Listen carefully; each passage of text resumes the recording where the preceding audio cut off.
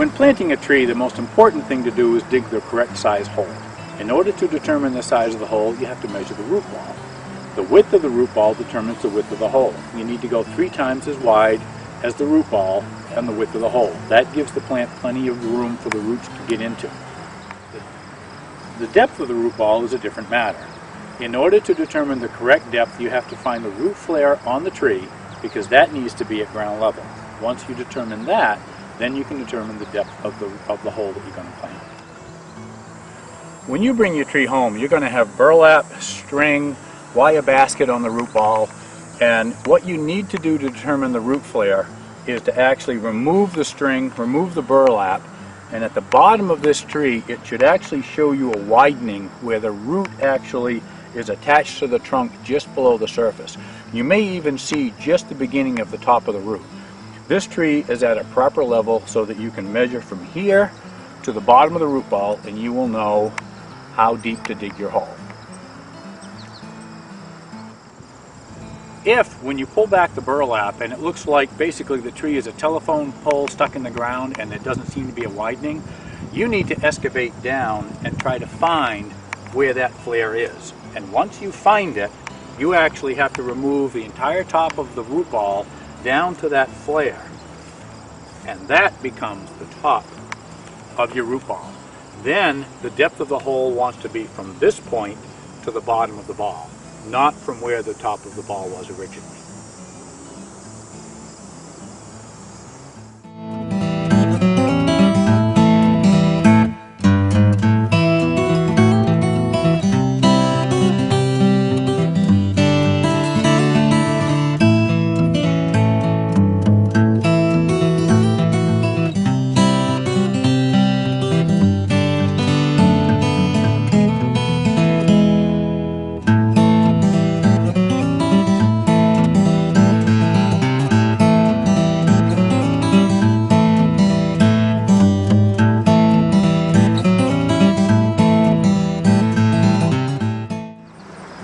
So I measured my root ball. It was about 22 to 24 inches wide, and it was only about 12.5 to 13 inches deep.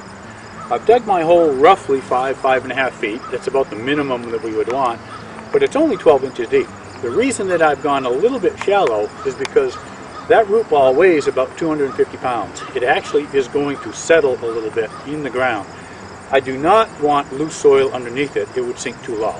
So we only want to dig the depth of the root ball, or just slightly less than the root ball, and then we're going to take off the excess soil off the top of that ball, and we're going to bring that plant into the hole. There are some people who believe that that wire basket should be taken off in its entirety at this point in time before the plant is placed into the hole. I disagree with that for one major reason. We can now use these handles to lift this plant, set it in that hole, and the root system of that plant is not disturbed. One of the reasons we have such a large hole is for the root system to be able to have nice loose stuff to go into. But the other advantage to that is that plant's going to be in the center of the hole. Now we've got plenty of room around that tree that we can then cut that wire basket off and remove it once it's in the hole and the root system is still intact.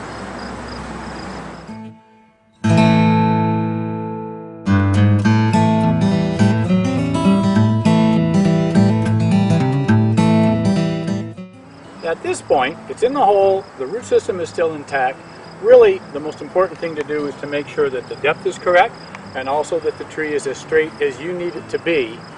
Judging on whether or not it's a windy location, you may have to stake it afterwards, but don't worry about that right now. Just get the tree as straight as possible. Make sure the depth is correct, and the depth is absolutely perfect for this right now. We just kind of put a little soil underneath it, pack it in, and that tree is basically left as straight as it needs to be.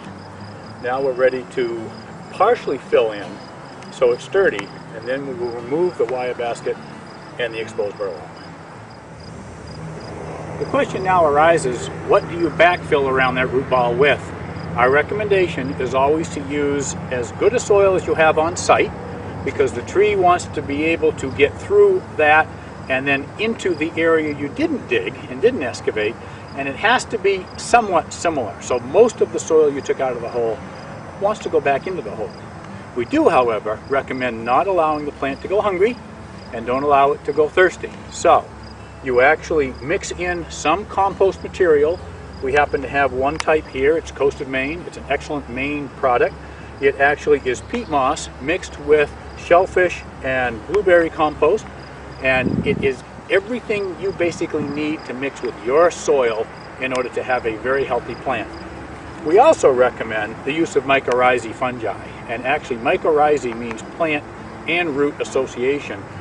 These spores that are within this product, and there is also a 2-2-2 balanced fertilizer, so the plant does get some food, but the mycorrhizae actually attaches to the root of the plant, and part of it enters the root and part of it enters the soil, and it actually pulls water into the root system without the plant expending any energy to do so. So it's a very, very good benefit for the plant. It essentially doubles to triples the amount of water absorbing capacity the root system has without the plant expending any energy. It's an excellent product to use. We highly recommend that you use this in your backfill as well. Now that the tree is in the hole, it's at the right level, it seems to be straight, and you have your backfill soil mixed and ready, partially fill in that root ball. Put about half of the soil back in to solidify the root ball so the tree doesn't move.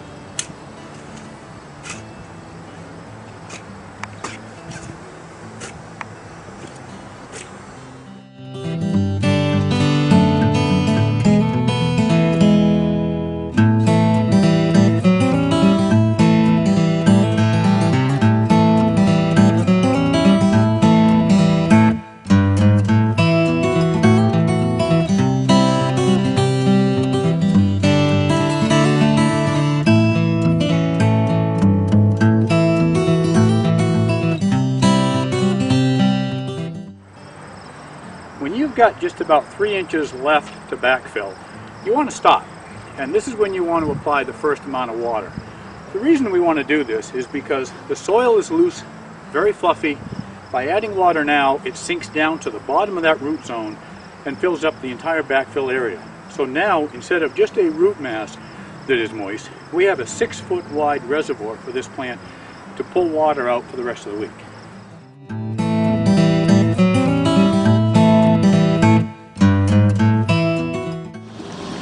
There's a couple of very important things this water is doing.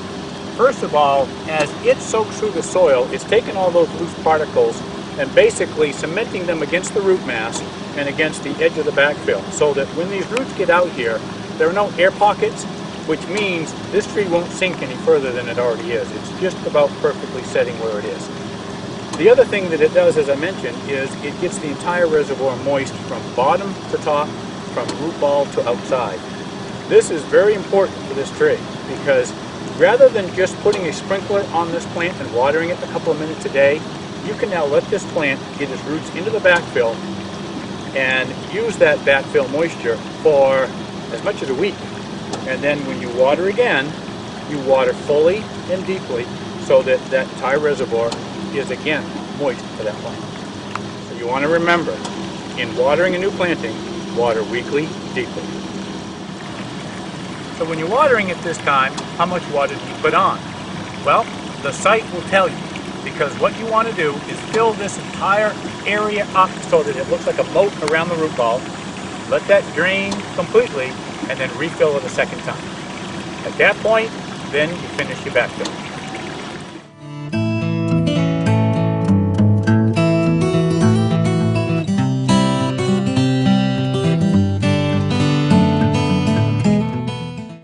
So once the backfill is complete, simply take a rake and kind of smooth out the entire area so that it looks like the tree belongs in its site. It gives it a nice finished look, it levels it off. You basically allow it to find its own level. The root system itself may be a little bit high because we had a 13-inch root ball. We put it in a 12-inch deep hole. It's a little bit higher right in the center because we do know it's going to sink just a little bit, and it will find its own level and level out in time. And then basically at this point, because we want to be able to encourage watering in the future, at this point we want to make that dike or rill around the entire planting site to hold water for next time.